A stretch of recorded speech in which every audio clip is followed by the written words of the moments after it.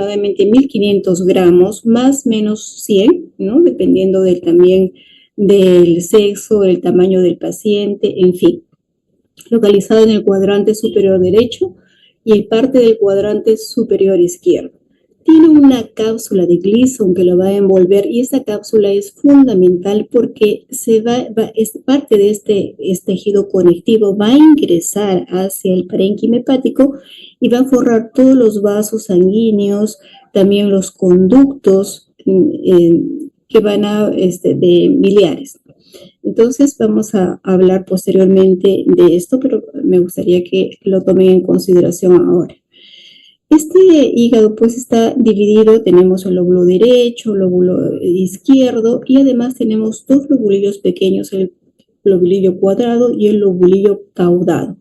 Y tienen 8 segmentos funcionales. Cada segmento tiene su propio pedículo portal, formado por una rama de la arteria hepática, una rama de la arteria porta y un conducto biliar.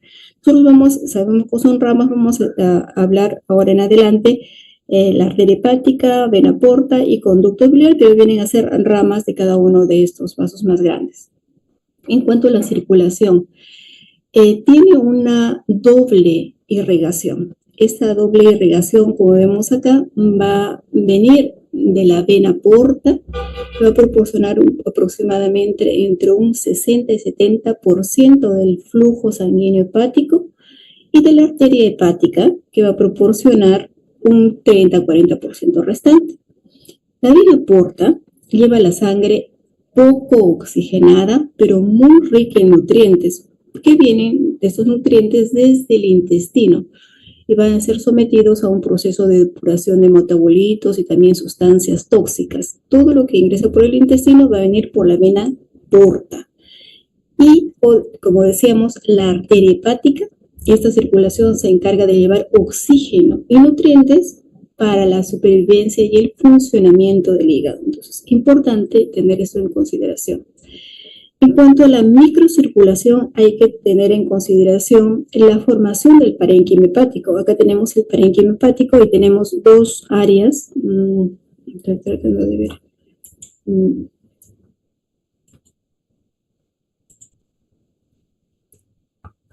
Dos áreas, uno que tenemos que dice C, que viene a ser la vena centrolobulillar, y vamos a ver nosotros que se encuentran unos cordones de hepatocitos que vienen a ser un hepatocito detrás de otro, formando como rayos del sol, digamos, y entre un hepatocito y otro hepatocito vamos a ver unos espacios blanquecinos. Esos son los sinusoides. Aquí, a la parte derecha inferior, vemos otra estructura que va a contener la vena porta, la arteria, la arteria hepática y el conducto biliar. El conducto biliar pueden ser varios. Y aquí va a estar envuelto por un tejido conectivo que lo vemos mejor acá en tricrómico de maso. Estas líneas medias celestitas, azulitas, y nos muestra también en las flechas negras cómo es la dirección de la circulación. Y en la diapositiva de la izquierda podemos ver los sinusoides hepáticos en las áreas blanquecinas y tienen algunos eritrocitos, esos puntitos rojitos, pero en realidad normalmente no debe haber esos eritrocitos ahí, sino que debe estar congestivo, pero nos ayuda para poder distinguir los sinusoides de los cordones de los hepatocitos. El espacio porta, o también llamado espacio de Kiernan, que van a ver ustedes en sus libros, está formado, como dijimos, por una vena, por una arteria hepática y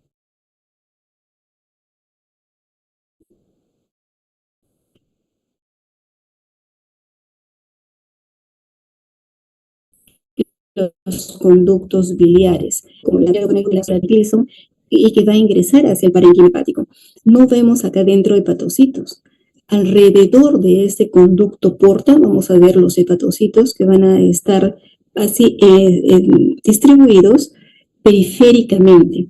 Esta área periférica se llama la placa limitante y es importante porque va a haber algunas hepatitis, lesiones hepáticas donde comprometan esta placa limitante y se llama necrosis o hepatitis de interfase, cuando están comprometidos estos hepatocitos adyacentes vecinos a este espacio de porta. Entonces, la microarquitectura del hígado es importante conocerla. Nosotros tenemos los lobulillos, el lobulillo clásico, que básicamente es considerado una división anatómica del parénquima hepático, y vamos a tener en la parte central la vena centrolobulillar y a los costados vamos a tener los espacios porta y va a delimitar de esta manera este lobulillo clásico. Vamos a ver el otro lobulillo portal donde al contrario el centro va a ser el espacio porta y en los vértices vamos a tener la vena centrolobulillar. Sus límites están constituidos por los tres elementos que vamos a ver. Y por último tenemos el acino hepático. El acino hepático es el más importante. ¿Por qué? Porque este modelo básicamente es entender cómo funciona el hígado y tiene una forma de elipse o de rombo también, ¿no? Está comprendido entre las dos venas centrolobulillares y dos espacios porta. Entonces, este modelo nos va a presentar tres zonas que nos van a marcar la irrigación del parénquima hepático.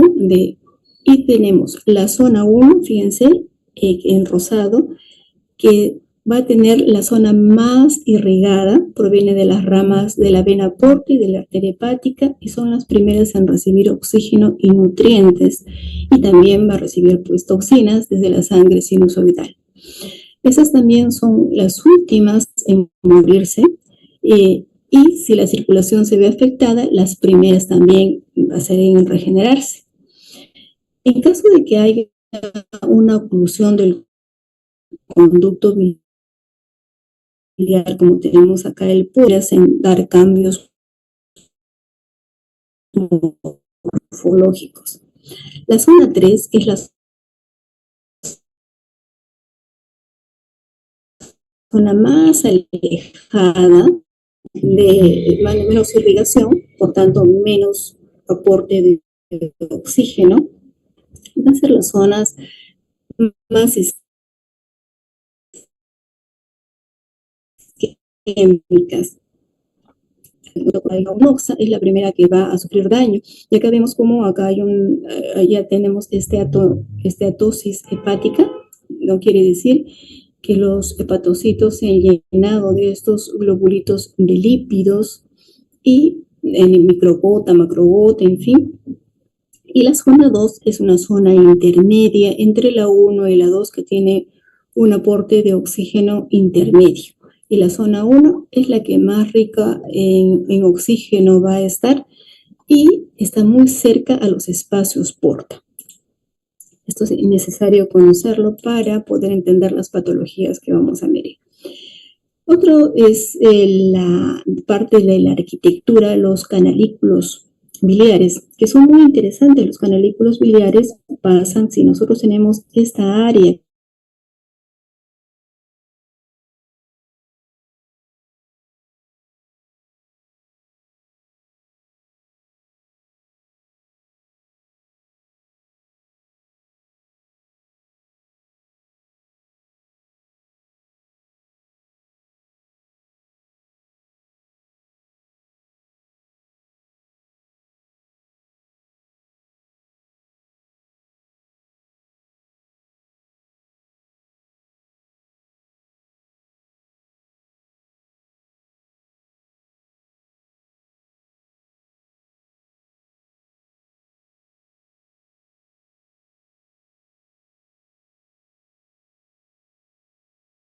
Recording in progress. Es decir, que desde el área de la vena centrolobular hacia los canalículos biliares, a diferencia de la irrigación que va de la vena y la arteria porta, o sea, del espacio transporta hacia la vena centrolobular.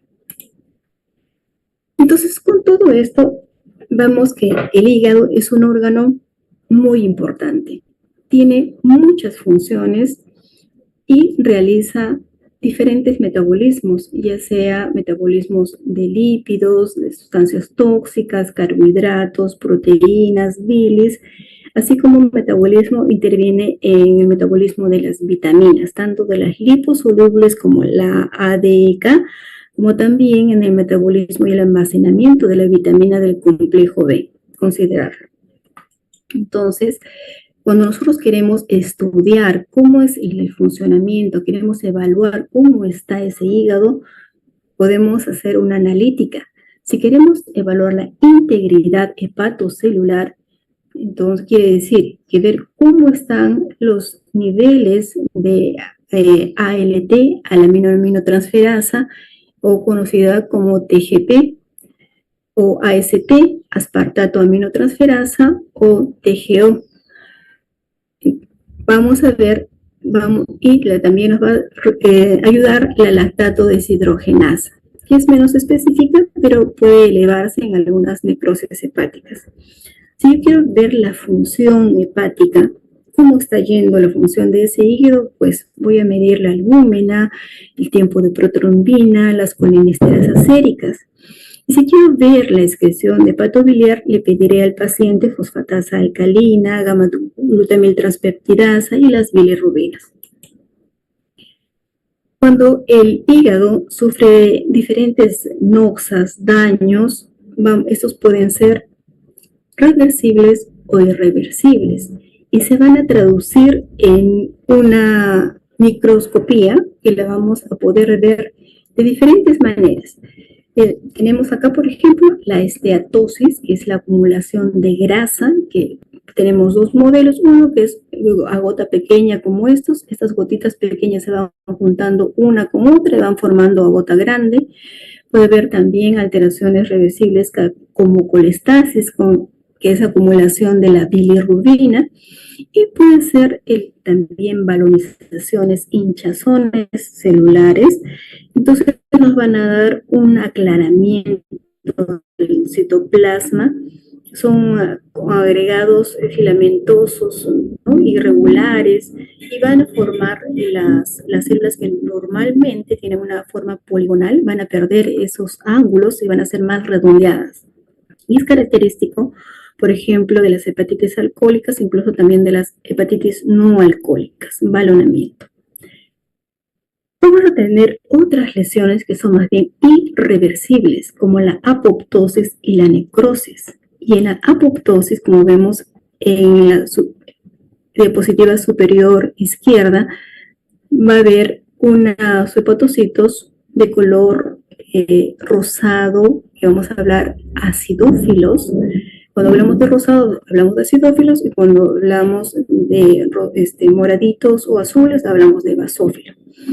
Entonces, la apoptosis, como es una muerte celular programada, se va a observar hepatocitos apoptóticos de este color rosado acidófilo, y la necrosis, más bien, se va a observar con frecuencia lesiones hepáticas causadas por hipoxia, isquemia, estrés oxidativo. Entonces va a haber un desequilibrio iónico, va a haber una disfunción mitocondrial, y esta célula va a hacer que se vaya hinchando, se hincha hasta que se revienta y libera todo su contenido, por ejemplo, también la bilis. Entonces hay una señal de peligro ahí. Ingresan los macrófagos a fagocitar todo lo que está ahí, los detritos, los restos celulares, estas células que han reventado, y se van agrupando en áreas de necrosis. Entonces, ¿qué pasa? Tras esta lesión, las células estrelladas, que son las células de hito, estas amarillitas que están en esta área, se van a activar. Normalmente están inactivas, están quiescentes, pero se van a activar. Y también van a activar a las células de Kupffer, que vienen a ser los macrófagos que están dentro de los hepatocitos, y se va a producir un colapso arquitectónico. cuando una lesión es intensa, una necrosis es intensa, provoca la muerte de un gran número de los hepatocitos, se produce un colapso de la reticulina subyacente, lo que impide que la regeneración sea ordenada. ¿Qué quiere decir esto? Normalmente la reticulina es como ustedes han visto en el banco que les ponen unas cintas para que sepan por dónde es la fila. Eso es lo que hace la reticulina. Entonces, dice, el momento de regeneración le indica por dónde, el orden que tienen que tener los hepatocitos. Pero cuando hay un colapso, porque hay una muerte grande, ¿no?, del parénquima hepático, ya no tenemos estas bandas que nos van a indicar por dónde que se tiene que hacer una regeneración ordenada. Entonces va a sufrir una desorganización al momento de la regeneración. Es así que se van a producir tabiques fibrosos, rodean los hepatocitos que están sobrevivientes y están regenerándose estos en estadios finales de las hepatopatías, la mayoría de hepatopatías crónicas, y es una condición que vamos a ver más adelante que se llama la cirrosis. Entonces, vamos a detallar un poquito cómo es que esas células estrelladas, que son llamadas células de Ito, van actuando en esta formación de regeneración de las células, la formación de fibrosis y posteriormente de regeneración de las células. Entonces tenemos acá la célula de Ito. Primero vamos a reconocer un poquito el espacios sinusoidales o los sinusoides hepáticos. ¿Qué tenemos acá? Van a estar tapizados por un endotelio. Recuerden, este endotelio es fenestrado. Normalmente, en estas células endoteliales, en cualquier otro vaso, deben estar unidas, no debe haber ningún espacio. En este caso, sí hay un espacio para que permita el flujo de los elementos que ingresan y que salen de los hepatocitos hacia los sinusoides hepáticos. Por otro lado, hay que reconocer estas células que están acá, que vienen a ser las células las células de Kupffer o los macrófagos dentro de los hepatocitos. Por último, reconocer a las células de Ito. Estas células son importantes porque normalmente están albergando, almacenando la vitamina A y otros lípidos, y cuando hay una lesión hepática, ya sea aguda o incluso crónica, estas células se activan y se transforman en miofibroblastos. Estos son altamente productores de matriz extracelular y de colágeno, principalmente el 1 y el 3. Entonces, cuando decimos qué lesiones hepáticas son las que van a estimular, van a ser, primero pueden ser infecciosas, como vamos a tratar más adelante, la hepatitis B, la hepatitis C, alcohol, el hígado graso, las toxinas, daños isquémicos, obstrucciones biliares, todas estas nos van a producir una lesión celular. Entonces, ¿qué ocurre cuando hay una lesión celular?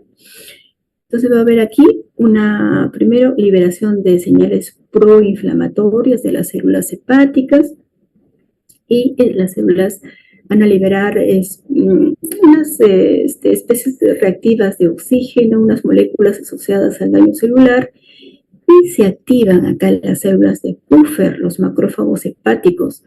Estas a su vez activan las células endoteliales, se activan las plaquetas, los linfocitos, y se secretan entonces moléculas de señalización que participan en los procesos inflamatorios, inmunológicos, y regulan la respuesta celular. A partir de esta activación, entonces viene la célula de Ito, esta célula estrellada que normalmente está quiescente y se convierte a una célula de miofibroblastos. ¿Qué va a pasar? Esas cotas lipídicas las va a perder y empieza a expresar actina para músculo liso, aumenta la producción de colágeno tipo 1 y 3, migran hacia la zona de lesión y se vuelven contráctiles, proinflamatorias y proangiogénicas. Esta reacción se va a ir ampliando, no se queda ahí, entonces lo que se llama una ampliación de esta reacción Y las células estrelladas activadas van a liberar más citocinas, factores de crecimiento quimiotáctico, reclutan otras células inmunes, estimulan la producción continua de la matriz extracelular, inducen a la capilarización de sinusoides, pérdida de las fenestraciones de los sinusoides. ¿Qué quiere decir? Que estas fenestras que permiten la comunicación entre los hepatocitos y los sinusoides se van a perder porque se van a unir. A eso se refiere cuando dice que pierden esas fenestraciones de los sinusoides y por eso van a contribuir a la hipertensión portal. Entonces, vamos avanzando. Bueno, esto ya lo hemos señalado, ya lo hemos dicho. Y vamos con la fibrogénesis. Entonces, hemos dicho que va a haber una acumulación de colágeno en la matriz extracelular, ¿no? En los espacios de dice, y forman estos tabiques fibrosos. Esos tabiques fibrosos van a parecer una distorsión arquitectónica del parénquima hepático y forman estos nódulos de regeneración, que viene a ser lo que nosotros conocemos como la cirrosis. Pero, ¿qué es lo que pasa? Cuando hay una lesión, en ciertos momentos puede haber una regresión, siempre y cuando el estímulo haya sido eliminado. Por ejemplo, si se trata de la causa de un virus de la hepatitis C, puede ser que haya una regresión. ¿Cómo es esto? Porque va a haber una inactivación de estas células de hito, va a haber una activación de las metaloproteinasas que degradan esta matriz y reducen parcialmente la fibrosis. Pero muchas veces las alteraciones vasculares todavía persisten. Por otro lado, en esta regeneración también va a haber una replicación de los hepatocitos maduros cercanos a los hepatocitos vecinos. Entonces tenemos la necrosis que está en esta área y sus hepatocitos sanos vecinos, a partir de ellos se van a regenerar. En el daño crónico, cuando es prolongado, los hepatocitos entran en senescencia replicativa, quiere decir que se quedan quiescentes, ¿no? Se va a detener su ciclo celular, no pueden proliferar, pero metabólicamente permanecen activos por un tiempo prolongado. Y otra consecuencia vamos a ver en la regeneración, que se activan células madre multipotenciales a partir de las células ductulares. Entonces vemos nosotros que acá en este espacio porta tenemos no solamente un ducto, sino tenemos varios ductos y tenemos esta reacción ductular que ayudan a regenerar el parénquima. Entonces, cuando todo esto ha sido insuficiente, vamos a pasar a la injuria de la insuficiencia hepática. Y esto se habla cuando se ha perdido ya el 80% o 90% de la capacidad funcional del hígado. El hígado ya no puede mantener la homeostasis y el trasplante hepático en estos casos es la mejor opción. La insuficiencia hepática es la forma más grave de la enfermedad del hígado y puede ser aguda, causada por una destrucción hepática masiva, súbita, o puede ser crónica, ¿no? Cuando hay un daño hepático progresivo durante años, puede presentarse como una insuficiencia hepática aguda sobre una crónica también. Entonces tenemos tres formas: insuficiencia hepática aguda, puede ser una insuficiencia hepática crónica o una insuficiencia hepática aguda sobre una insuficiencia crónica ya establecida anteriormente. Vamos a hablar de la insuficiencia hepática aguda, y esta se define como una enfermedad hepática rápida, caracterizada por un deterioro rápido de la función hepática en un individuo sin una hepatopatía previa, o sea, es de nuevo, ¿no? Aparece en días o semanas. ¿Cómo lo puedo diagnosticar? El criterio principal es que va a tener encefalopatía hepática y coagulopatía.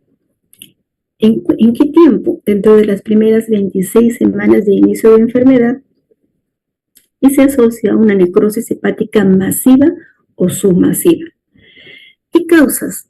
Frecuentemente son fármacos, toxinas, sobre todo el paracetamol, infecciones virales, la hepatitis A, B, a menudo tiene que ver con una coinfección de estas con la hepatitis B. La hepatitis E también nos puede dar una fulminante y otros virus como citomegalovirus, herpes virus, en fin. En algunos casos, el 15% de adultos y 50% de niños, en realidad la causa no está bien definida. Y en la macroscopía vamos a ver un hígado pequeño.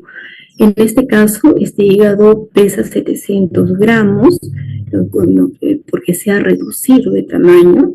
Vemos nosotros que es de color amarillento, hay una necrosis hepatocelular, ¿no? En este caso es una sobredosis de paracetamol, y hay una necrosis confluente, que está en la región perivenular. Y aquí en la microscopía vemos la zona perivenular, escasa inflamación y tejido residual normal, ¿no? En la parte superior tenemos ahí un asterisco en la parte normal, y en la parte de la flecha tenemos toda la parte de la necrosis. Estas grandes zonas de distribución están rodeados por islotas ocasionalmente de hepatocitos en regeneración, y no hay fibrosis, es agudo, ¿ya? ¿Cuál es la consecuencia?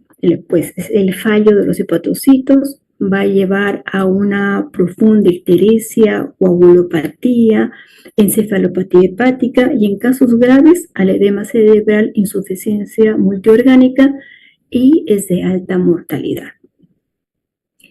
La insuficiencia hepática crónica, vamos a ver que es una insuficiencia que es el resultado final progresivo de la destrucción de los hepatocitos a lo largo de un periodo prolongado, puede ser hasta años, ¿no? Y las características principales que vamos a tener es de progresión lenta, y morfológicamente se va a asociar casi siempre a cirrosis, las fases finales de las hepatopatías crónicas.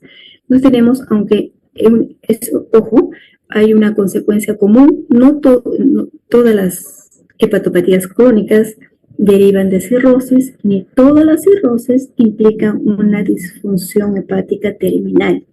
Vemos que al inicio tenemos una función hepática del 100%, luego hay un hígado graso y tiene una función de hasta el 80%, luego se produce una fibrosis hepática con una función del 20 al 30%, y ya una cirrosis con una función solamente del 2 al 7%.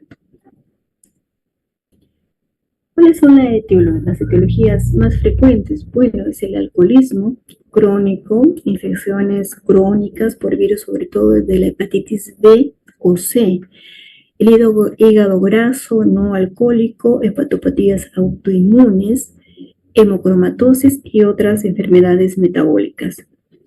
Hasta un 40% de los pacientes son asintomáticos hasta las fases avanzadas. Hay signos sistémicos inespecíficos, ictericia, encefalopatía, coagulopatía, que son similares a la insuficiencia hepática aguda, pero acá tenemos prurito intenso, hipertensión portal, hiperestrogenismo, y es un riesgo elevado de hacer carcinoma hepatocelular. Vamos a correr un poquito porque ya nos van a ganar el tiempo. Y vamos acá en la macroscopía, es un hígado que tiene bastantes cicatrices amplias separadas por esos nódulos regenerativos que hacen como un empedrado sobresaliente. En la microscopía se va a caracterizar por una alteración difusa de la arquitectura de todo el hígado. Hay una pérdida de la relación centroportal normal, hay tabiques fibrosos que vemos aquí mejor en coloración azul, ¿no? Puentes que conectan las triadas de porta o la porta con la vena.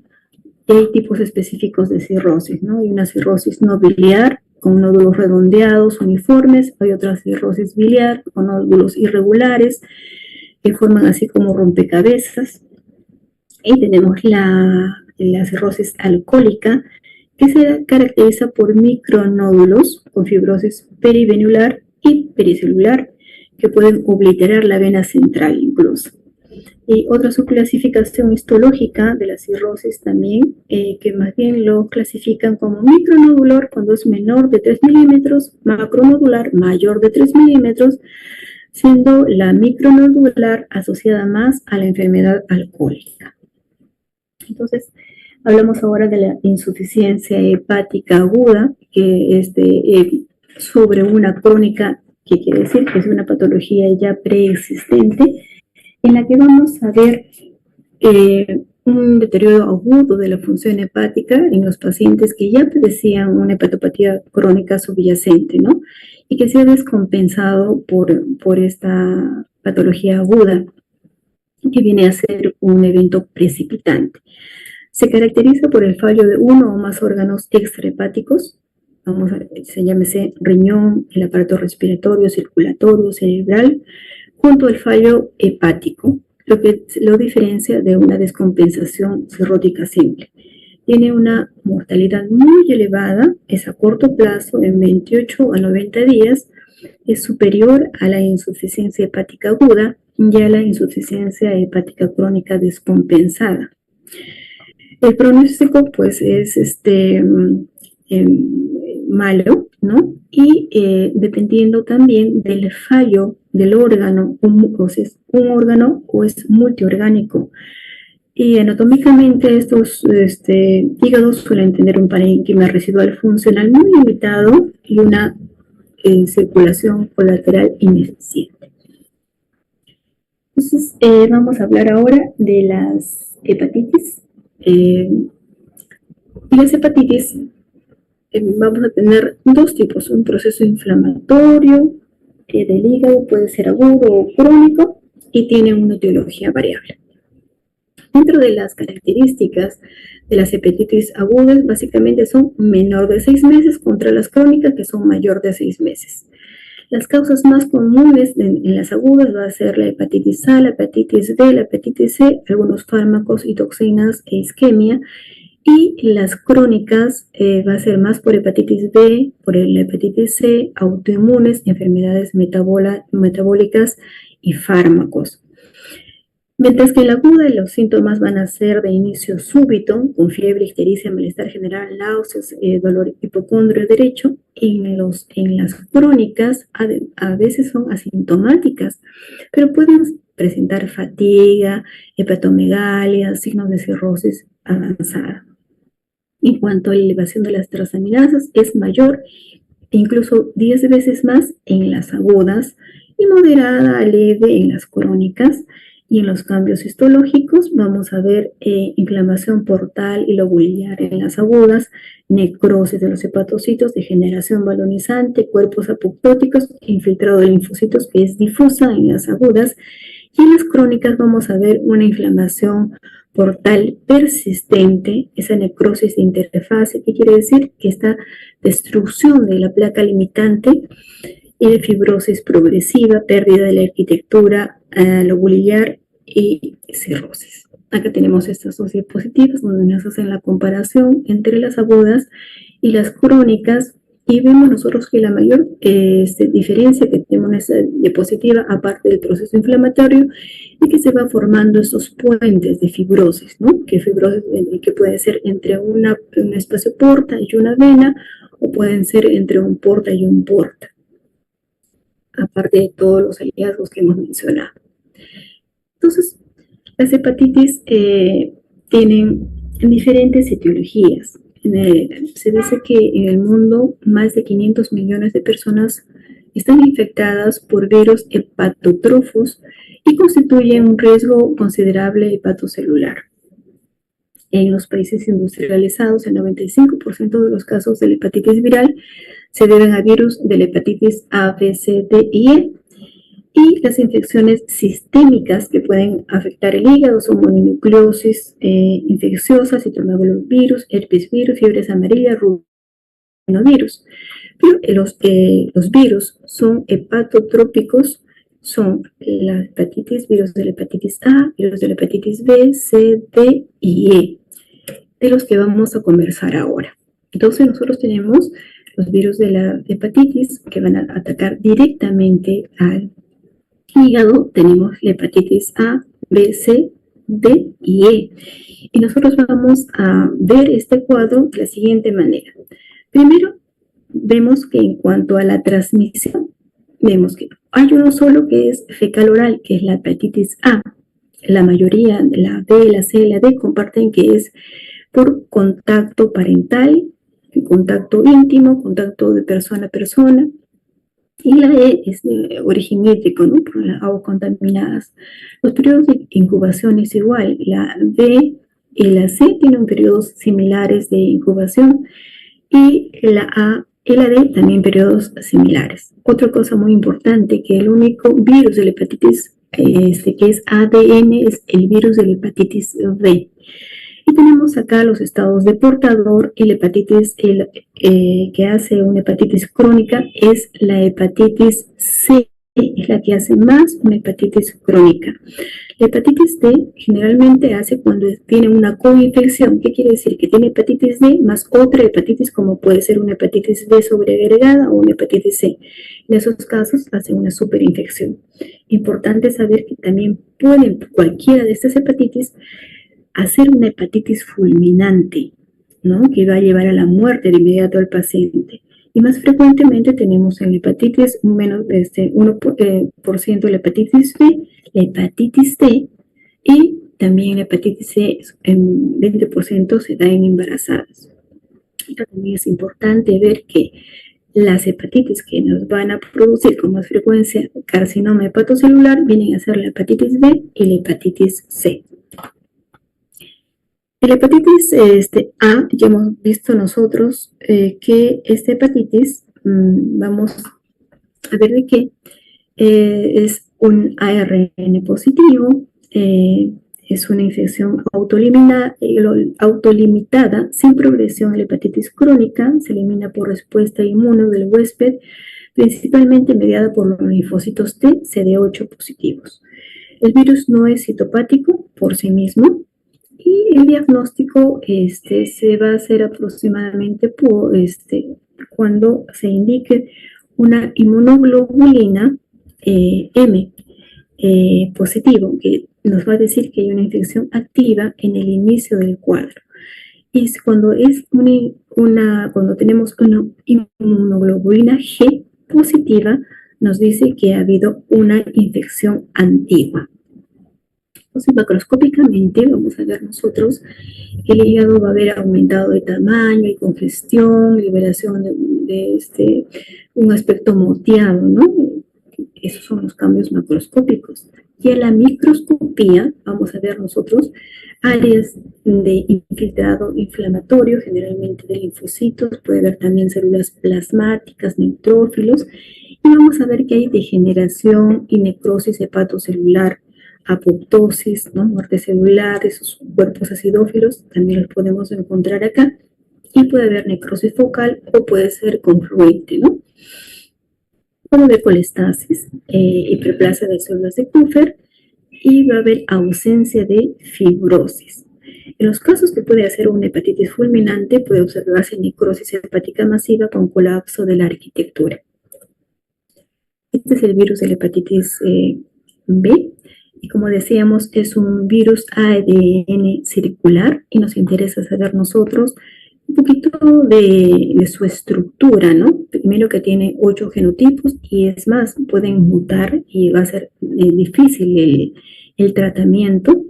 Y tienen sus antígenos de superficie, antígenos del core, o sea, la parte de la cadena, de la parte del núcleo, del núcleo del core, el antígeno E del precore y polimerasas virales y proteínas de la hepatitis BX.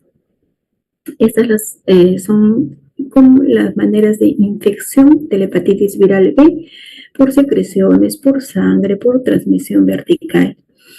Pero, gracias a Dios, la vacuna ha demostrado la eficiencia y puede prevenir significativamente esta patología. La hepatitis B puede provocar una hepatitis aguda, una hepatitis crónica no progresiva, una enfermedad crónica progresiva que termine en una cirrosis, una hepatitis fulminante con necrosis hepática masiva, un estado de portador o sea, es un sano asintomático, contagia, es precursora también de desarrollar carcinoma hepatocelular. En esta diapositiva nos muestra, por ejemplo, la hepatitis viral, que puede ser una infección una aguda. De esta puede ser subclínica y de esta puede recuperarse el 100%. Cuando hay una hepatitis aguda, el 99% de esto se recupera y 1% puede ser una hepatitis fulminante.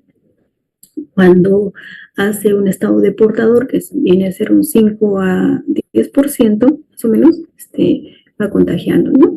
Y la hepatitis crónica, que hace un 4% de los pacientes infectados, 20-30% hacen cirrosis. No se sabe qué porcentaje se puede recuperar y no se sabe qué porcentaje pasa a carcinoma hepatocelular.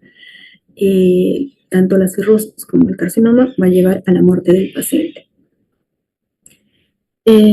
Bueno, esto vamos a ir viendo un poquito más. Y los marcadores serológicos de la hepatitis B es importante ver que nos va a servir mucho para hacer el seguimiento del paciente. Por ejemplo, tenemos que del antígeno E de la hepatitis B aparece poco después del anticuerpo S, o sea, de superficie, indica alta replicación viral e una inactividad y infectividad. Su persistencia sugiere progresión de la hepatitis crónica. Así, si queremos ver nosotros si esta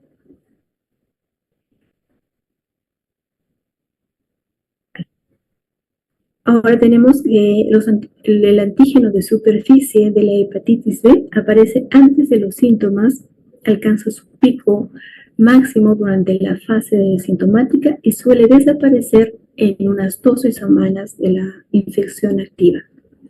Los anticuerpos contra hepatitis B, vamos a tener de superficie, aparecen tras la resolución de la infección aguda, pueden tardar semanas o meses en detectarse tras la aparición de la hepatitis D, de antígenos de superficie. X nos indica la inmunidad natural o la vacuna. Es la que se va a tomar en cuenta para ver si ese paciente está protegido o no está protegido.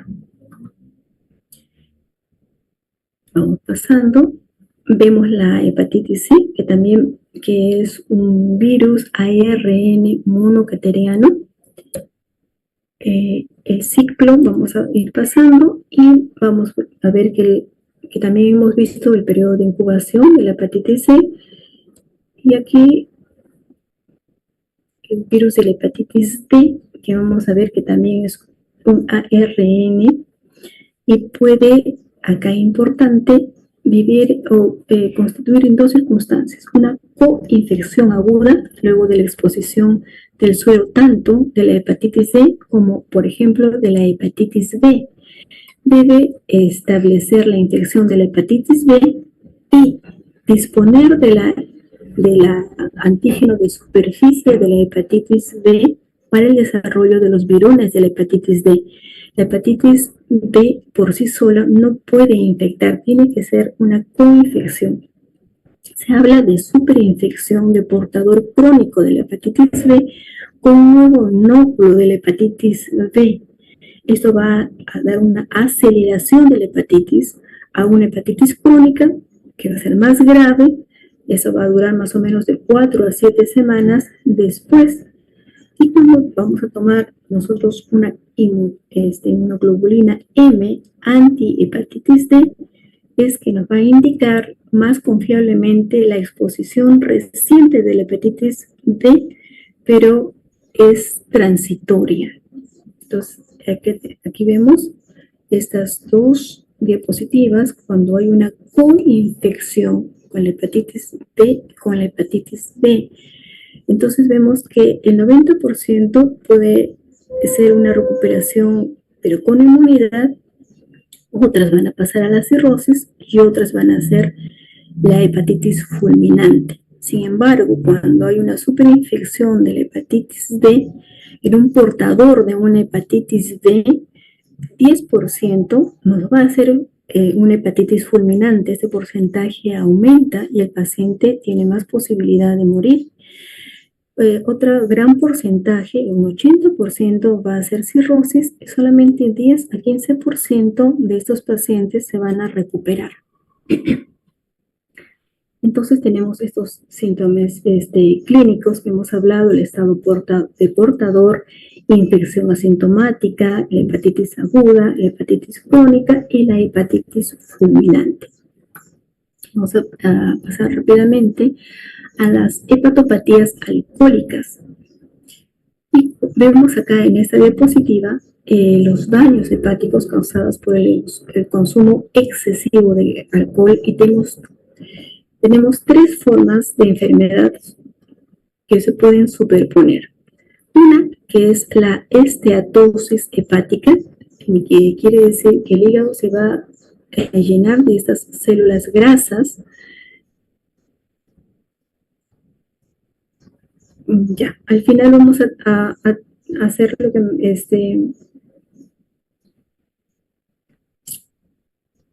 ver, para su compañera que nos está pidiendo la diferenciación. Tenemos entonces dos formas de infección de la hepatitis D.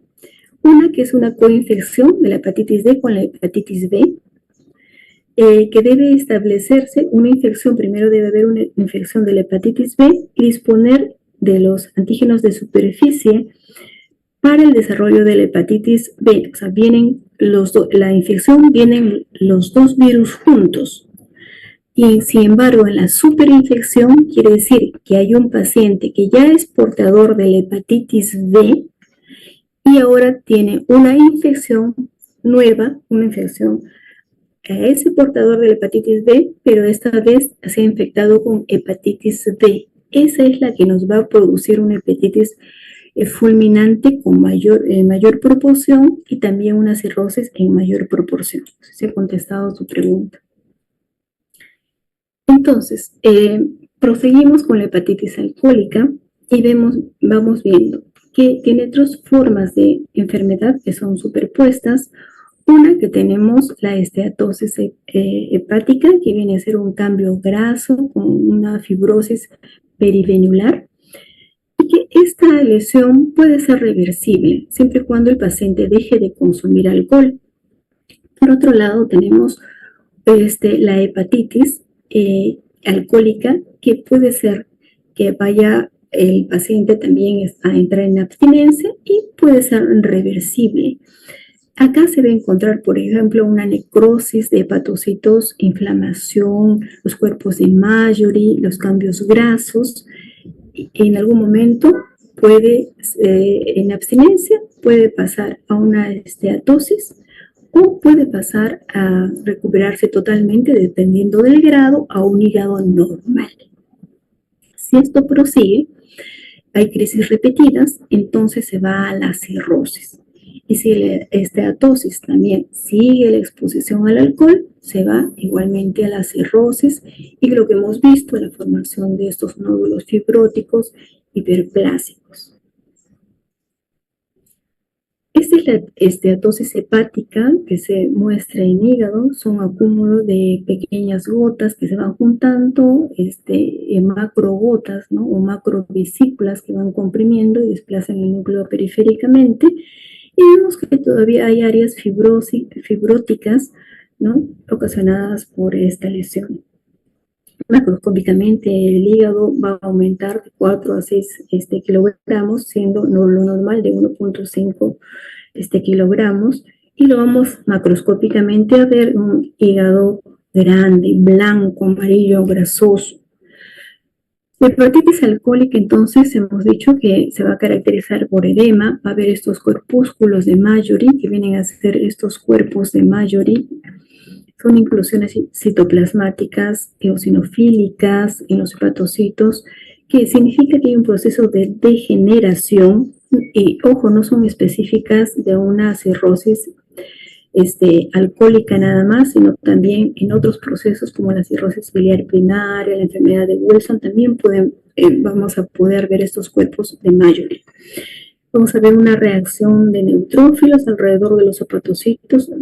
También vamos a ver linfocitos, macrófagos, hay fibrosis sinusoidal y perivenular, hay colestasis y va a haber depósitos de hemosiderina, de hierro, ¿no?, en los hepatocitos, y las células de Kupffer van a estar también estimuladas. Esta es la macroscopía de un hígado cirrótico, que es de forma irreversible, y en la macroscopía vemos pues que, como habíamos dicho, que aumenta de peso, ¿no? Y la microscopía vemos los nódulos, están con estos tabiques fibrosos, algunos pueden ser delgados, unos son más gruesos, ¿no?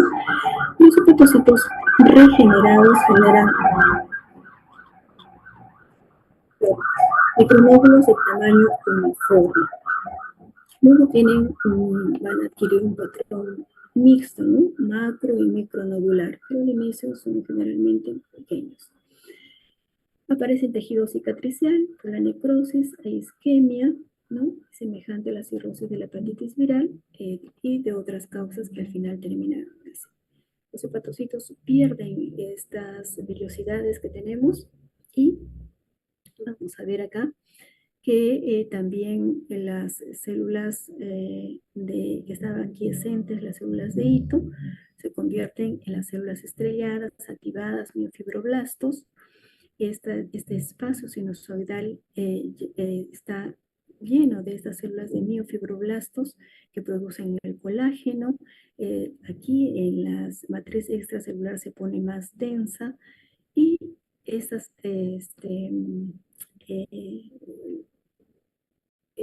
estos microporos que hay también se van a perder. Entonces, en laboratorio vamos a tener una elevación de las aminotransferasas, aumento de la fosfatasa alcalina, leucocitosis neutrofílica, hiperbilirubinemia, prolongación del INR. El tratamiento, lo ideal es la abstinencia total del alcohol, ¿no? El soporte nutricional, suplementos con vitaminas del grupo B, corticosteroides, manejo de las complicaciones dependiendo si hay lesiones de otros órganos como renal, si hay encefalopatía hepática, ¿no? Y al final, es el trasplante hepático que le llega al paciente. Vamos a ir ahora con las neoplasias malignas y vamos a hablar del carcinoma hepatocelular. El carcinoma hepatocelular es una neoplasia maligna del hígado, es primaria, más o menos el 80% es una neoplasia más común.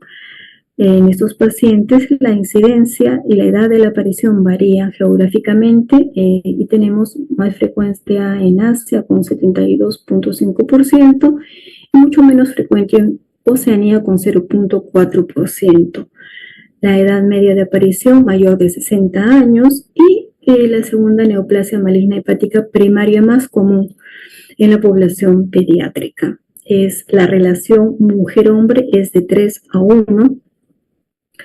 Y las causas, se dice que aproximadamente el 80% de los casos del carcinoma hepatocelular surgen de la cirrosis, de la hepatitis viral crónica, de los virus de la hepatitis B y de la hepatitis C, del consumo excesivo de alcohol, enfermedades del hígado graso no alcohólico asociados a síndromes metabólicos y exposición a las aflatoxinas, ya que en la diapositiva vemos como el hígado ha perdido su arquitectura porque tenemos lesiones, no solamente una, que es la más grande que vemos acá, sino también tenemos otras lesiones periféricas.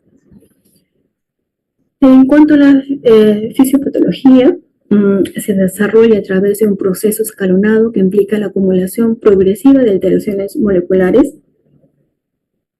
y va con una secuencia, ¿no?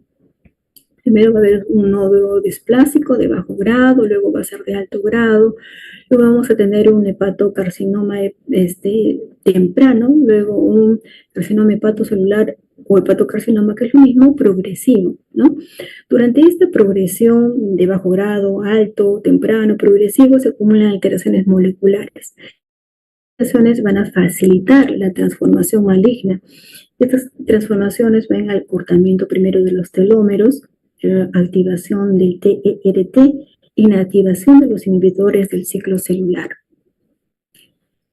En relación a la patogenia, estos ciclos repetitivos de la muerte, regeneración celular, en las hepatitis crónicas, por ejemplo, sobre todo en la B y en la C, va a producir unas mutaciones acumuladas en ciclos continuos de división celular que pueden transformar a algunos hepatocitos. Hay inestabilidad genómica en presencia de ADN, sobre todo de la hepatitis B, y da lugar a aberraciones cromosómicas, lesiones, translocaciones, duplicaciones, y al final nos va a formar el carcinoma hepatocelular. Macroscópicamente igual tenemos unas lesiones medio blanquecinas, amarillentas, ¿no? Que pueden ser únicas, pueden ser múltiples, y microscópicamente vamos a tener 4 patrones arquitectónicos de crecimiento, unos que son trabecular, que forman trabéculas, ¿no? Que forman así como filitas, otros que tienen un patrón pseudoglandular, que parecen glandulitas, otros que son sólidos, que ya no se ve formación de glándulas ni de estas trabéculas, sino son como una sábana de células neoplásicas, y otros que son macrotrabeculares. El 50% de los casos son patrones mixtos, y el patrón macrotrabecular se asocia a un peor pronóstico.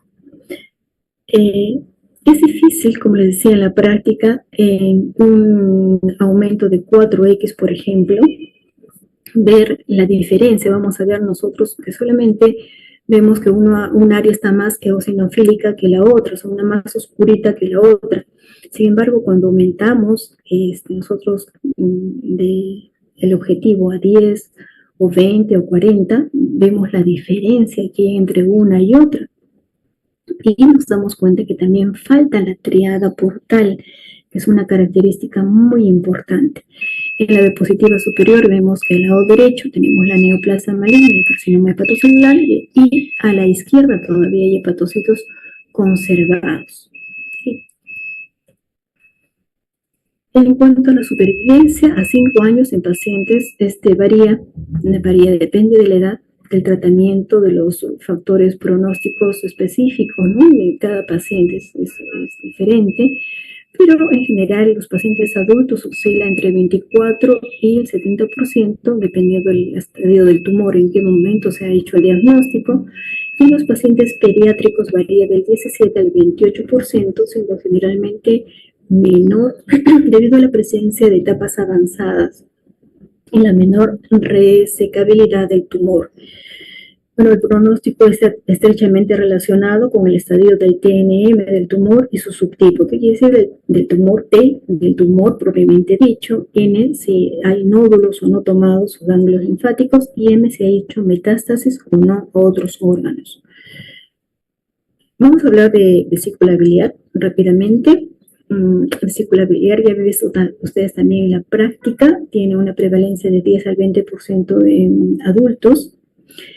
Y en Latinoamérica tenemos 20 a 40%, que se parece a lo que tenemos en Perú.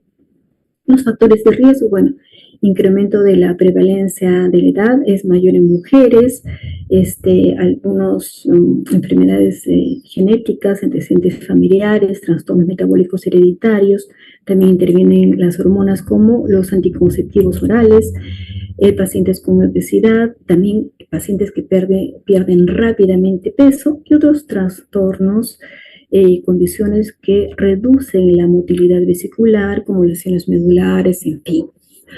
En cuanto a la patogenia, hay una sobresaturación de la bilis de colesterol, hay hipomotilidad vesicular, precipitaciones de colesterol en la bilis, hipersecreción de moco en la vesícula. Y vamos a ver la clínica. Los cálculos biliares muchas veces son asintomáticas. Cuando presentan síntomas, incluyen cólicos biliares, dolor, el hipocondrio derecho, náusea o vómito, y se pueden complicar.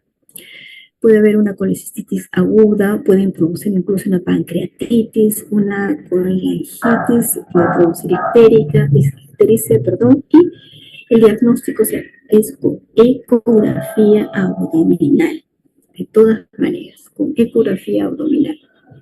Estos tipos de cálculos de colesterol no tienen mucha relevancia, pero para decirles que la mayoría constituyen los cálculos de colesterol, que son estos amarillitos, ¿no? 70% de colesterol y lo demás de calcio. Y otros cálculos que vemos pigmentados, ¿no? Son medios negritos, que son más frágiles, especulados, y se deben a la saturación de bilirrubinato de calcio. ¿Qué vamos a ver nosotros en la colecistitis aguda? Vamos a ver un proceso inflamatorio, un momento puede haber litiasis, la mayoría, un 90% tiene litiasis debido a los cálculos, a la irritación mecánica y química del barro biliar y produce una inflamación en la pared. De las colecistitis agudas a litiásicas, 10% de los pacientes graves están relacionados con isquemia. Entonces vemos acá en las diapositivas que tenemos un infiltrado inflamatorio de monocitos leve, acá algo de hemorragia, y tenemos la colecistitis crónica y la colecistitis aguda. En un proceso agudo, ¿no? Colecistitis aguda, la vesícula presenta un aumento de tamaño y una distensión de las paredes y la coloración va a ser media violácea, ¿no? Porque va a haber hemorragias subyacentes. La serosa puede estar bañada por fibrina, en casos severos puede hacer fibrina purulenta, y la luz de la vesícula contiene bilis turbia, presencia de fibrina, sangre, pus, y se denomina empiema vesicular cuando encontramos pus dentro de la vesícula. Cuando ya esto entra a etapas avanzadas, puede necrosarse y vamos a ver una tonalidad ahí verdosa, negruzca, eso se llama colecistitis gangrenosa. Y en la microscopía vamos a ver como la diapositiva de la derecha, signos típicos de inflamación aguda, edema, infiltración leucocitaria, congestión vascular, abscesos, necrosis, ¿no? Eso es en una aguda. En cambio, en una colecistitis crónica, que es la más de 10 veces, hay una inflamación persistente de la vesícula, asociada generalmente a cálculos y puede ser consecuencia de episodios repetitivos, ¿no? Entonces, puede ser que un paciente haga una colecistitis aguda, nuevamente ya no hay evidencia de ella, el paciente se siente aliviada, otra vez hay otro proceso de una colecistitis aguda, proceso inflamatorio, dolor, en fin. De estos procesos va a dar una inflamación crónica y está relacionada con la supersaturación de bilis y va a predisponer tanto a la formación de cálculos como la irrigación continua de la mucosa vesicular. Aproximadamente vamos a ver que un tercio de estos casos pueden estar relacionadas a E. coli, ¿no? Y enterococos en la bilis también podemos encontrarlos. Acá quería mostrar la superficie interna de la vesícula biliar y estos puntitos amarillitos son formaciones de colesterol, se llama colesterolosis, que viene a ser los macrófagos que han capturado el colesterol y se van a formar, van a poner espumosos, ¿no? Y acá en la microscopía nos muestra, por ejemplo, un infiltrado inflamatorio de linfocitos, que esto puede ser variable, ¿no? También vamos a ver macrófagos, plasmocitos, y dependiendo vamos a ver fibrosis del subepitelio y en la subserosa también. Calcificaciones distróficas podemos o no verlas y podemos ver santogranulomas también.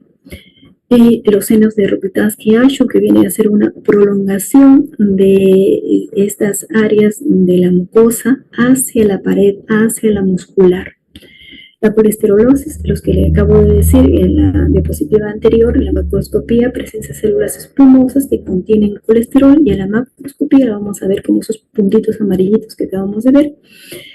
Y en la colecistitis crónica, en general, vemos unas paredes engrosadas. Vemos, por ejemplo, en esta diapositiva inferior, ahí sí vemos claramente los senos de Rokitansky-Ashoff que están infiltrando, yéndose hacia la muscular propia, y muchas veces las paredes se engrosan, tienen una consistencia aumentada, dura, así como de un borrador, y vemos, se llama vesícula de porcelana, ¿no? Presenta algunas calcificaciones, también puede presentar. La etiología es desconocida. En realidad, esta vesícula de porcelana se ve más en neoplasias malignas, ¿no? Otras hipótesis sostienen que son por alteraciones del metabolismo del calcio, incluso giardiasis, secuelas de colecistitis crónica y santogranulomas. Los carcinomas de vesícula, vamos a ver que son, ¿no? En áreas son frecuentes. Por ejemplo, en Chile es más frecuente que nosotros, que en Perú. Y el tumor es el tumor más frecuente de las vías biliares extrahepáticas. La incidencia, como digo, es variable de diferentes latitudes y es más frecuente en mujeres que en varones. El diagnóstico a veces se hace en estadios avanzados. La supervivencia a 10 años baja 10% nada más, y mayormente afecta a pacientes mayores de 65 años. ¿Ya? 95% de los pacientes con cáncer presentan litiasis y 1 a 2% de los pacientes con litiasis presenta carcinoma de vesícula biliar. El tumor se detecta en estadios resecables en mínimo porcentaje, generalmente se detecta tarde. Acá tenemos, por ejemplo, la morfología de la carcinoma de vesícula biliar. Son generalmente difusos, cirros, o sea, se van en toda la superficie de la mucosa. En un 30% solamente forman pólipos, ¿no? Y en caso de los tumores difusos pueden ocupar varios centímetros de la superficie vesicular y tienen a tener una consistencia pues más firme, ¿no? Los pólipos, los que son polipoides, tienen una mejor diferenciación y también es mejor pronóstico porque al tener un pedículo va a ser más fácil poder resecarlo, ¿no? Y va a ser más difícil que pueda infiltrar.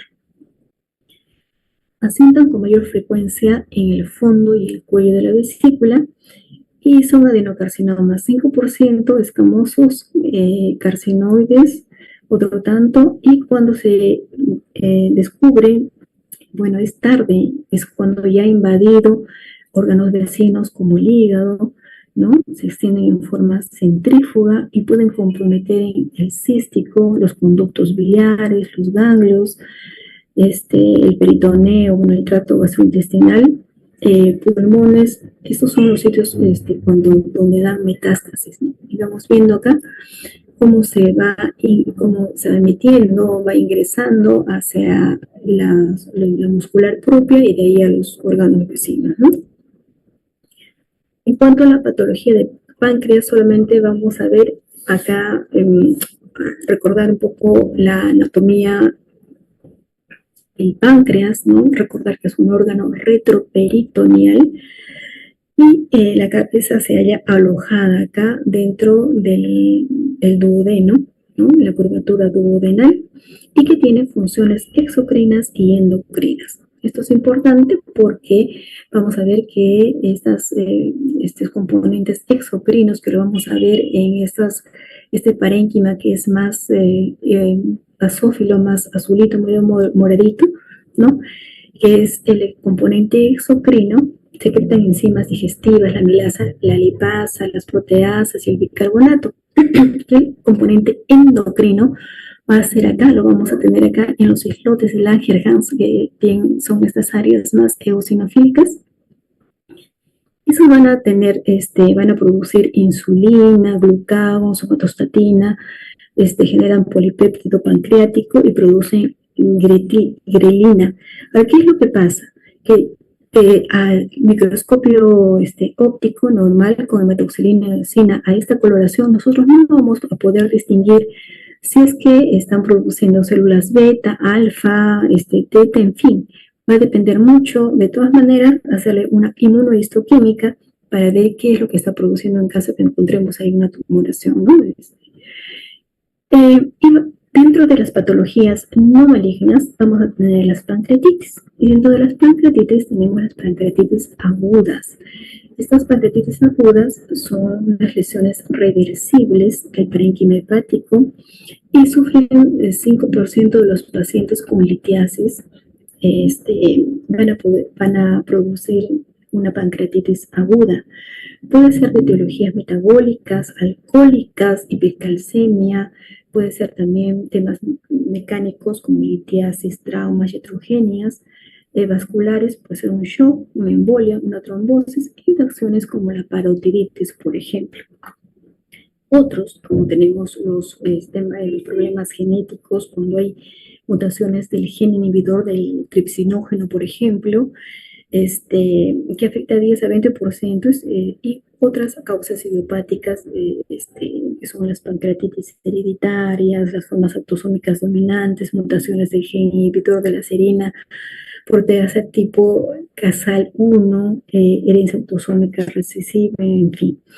Y en relación al sexo, es más frecuente en el hombre, con una relación de 3 a 6 sobre 1 en las mujeres. ¿Cuál es el mecanismo patogénico? Va a haber una activación prematura del tripsinógeno tripsina dentro de las células acinares pancreáticas. Eso va a desencadenar la activación de otras enzimas digestivas como la elastasa, la fosfolipasa A2, y estos factores precipitantes, va a haber unos factores precipitantes. ¿Cuáles van a ser? La obstrucción, por ejemplo, del conducto pancreático, alteraciones puede ser de la homeostasis, del calcio, el pH, depresión de ATP, en fin. Va a haber incremento del calcio intracelular y va a favorecer la activación enzimática. ¿Qué va a producir esto? Va a producir una respuesta inflamatoria y se va a liberar patrones moleculares asociados a daño, los DAMPs, que inducen la infiltración de neutrófilos y la activación de la cascada inflamatoria. Y consecuencia de esto va a haber un aumento de la permeabilidad de los capilares, va a haber un daño endotelial, va a haber una trombosis microvascular y posible desarrollo del síndrome de disfunción multiorgánica. Esta diapositiva nos dibuja todo lo que ya hemos hablado. Y el paciente va a tener un dolor epigástrico leve, intenso, o leve a intenso, náuseas y vómitos. Si le hacemos la analítica, vamos a ver que la amilasa y las lipasas séricas están 3 o más veces aumentadas y va a haber un recuento alto de leucocitos. Hay necrosis, grasa difusa, colapso vascular periférico, necrosis tubular, shock, y vamos a ver una hipocalcemia, hiperglucemia. ¿Qué complicaciones va a haber? Pseudoquistes pancreáticos, o sea, hay un quiste que va a ser más o menos delimitado, entonces se va a formar un pseudoquiste pancreático, porque va a ser la pared del estómago la que no es una verdadera pared, sino la pared del estómago, ¿no? Que va a limitar eso. Puede haber una necrosis amurallada, acumulación de líquido peripancreático.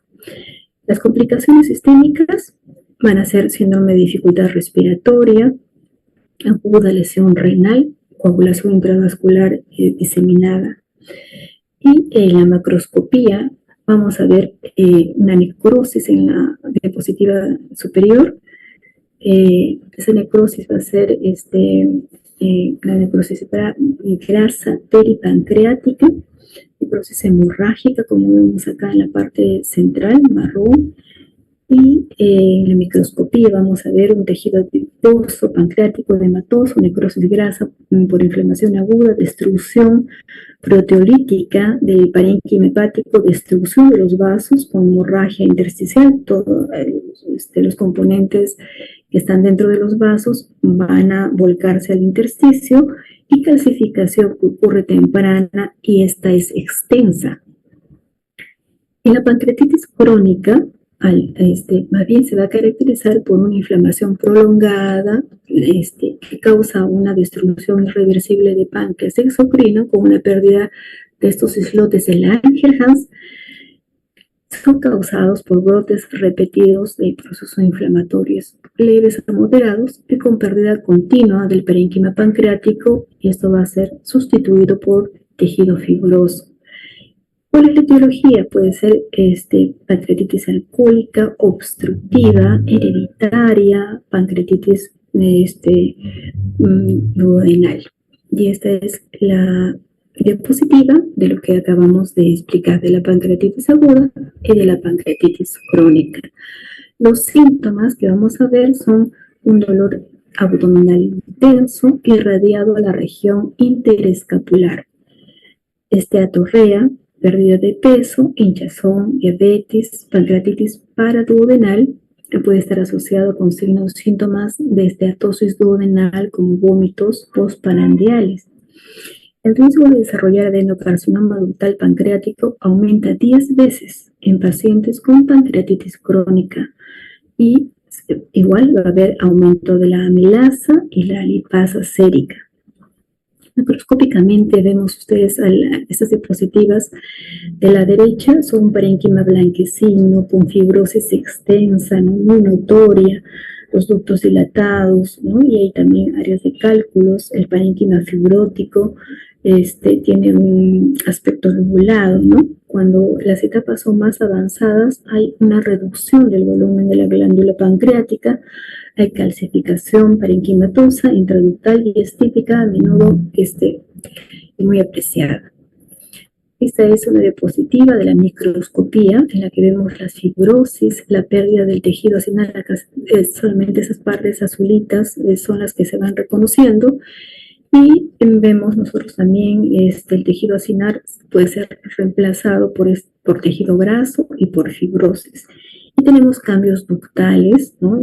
Que sea una ectasia ductal, todas estas áreas que tienen esa ectasia ductal presentan de concreciones intraluminales, material amorfo, eosinófilo, ¿no? Se llaman tapones de proteínas. Una metaplasia escamosa, que acá no la tenemos, y puede haber incluso calcificaciones intraductales dentro de estos ductos.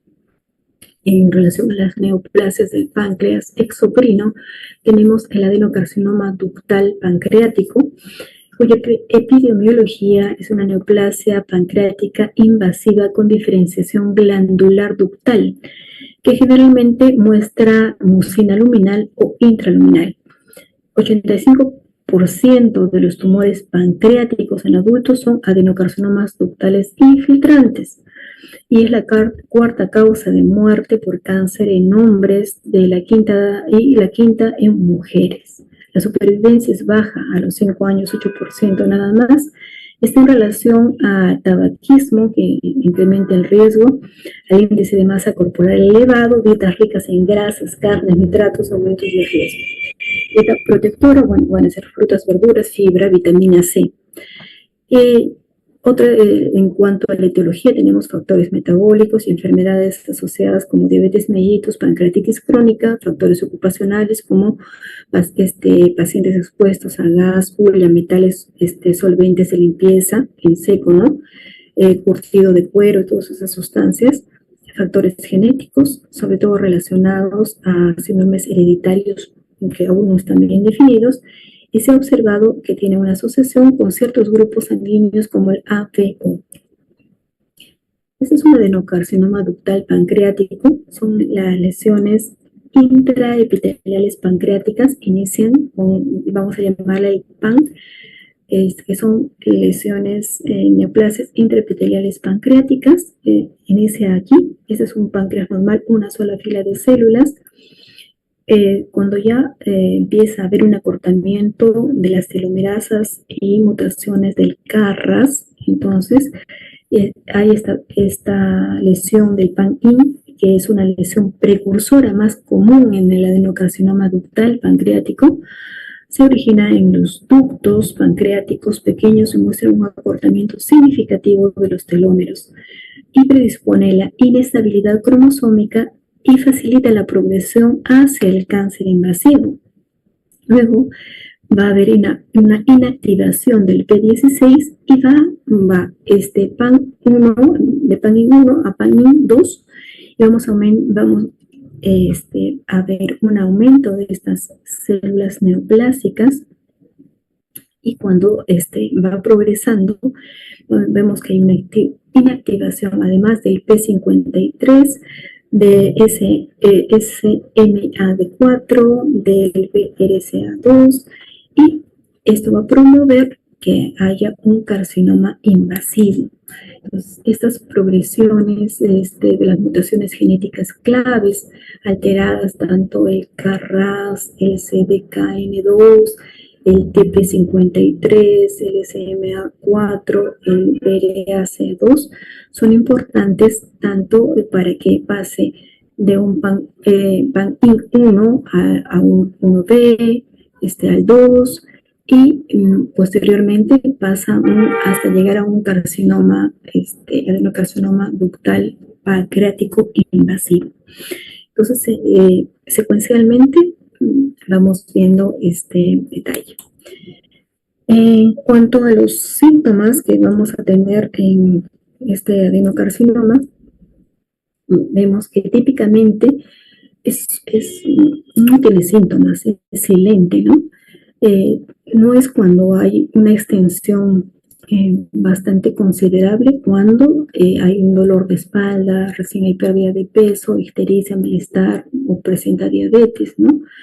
Un síntoma, un signo de Trousseau, que es una tromboflebitis migratoria que se presenta en 10% de los casos, debido al tumor o la necrosis tumoral, y produce factores agregantes plaquetarios y procoagulantes. Entonces va a causar trombosis de las arterias arteriales y venosas.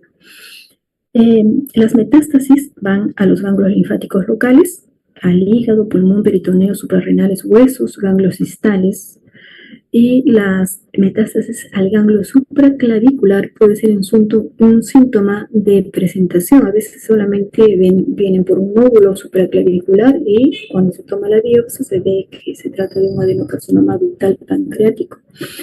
El tumor puede seguir la trayectoria de la hoja de la biopsia, y las metástasis de ovario pueden simular tumores ováricos mucinosos primarios, que tener en consideración.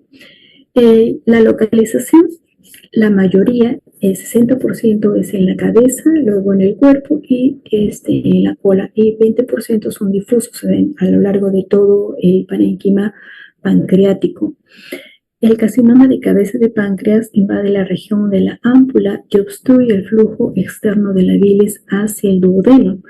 Puede ulcerarse hacia la mucosa duodenal y puede haber una extensión hacia el árbol biliar. Entonces hay que tener mucho cuidado con el carcinoma de cabeza de páncreas. Pero cuando está en el cuerpo o en la cola, son asintomáticos. Se extienden a través de los espacios retroperitoneales, ¿no? Porque no están en contacto directo con el duodeno.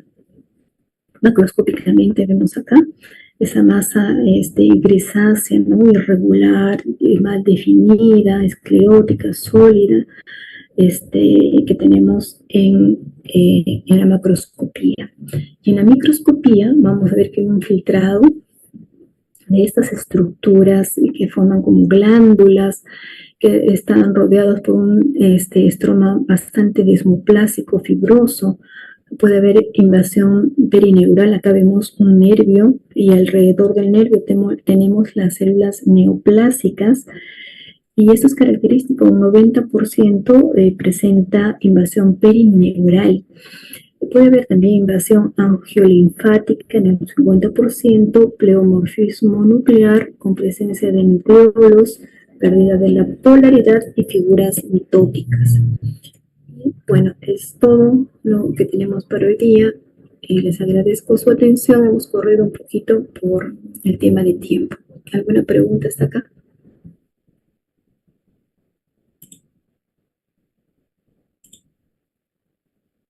Bueno, no viendo más preguntas, entonces, damos por concluida la reunión del día de hoy. Gracias.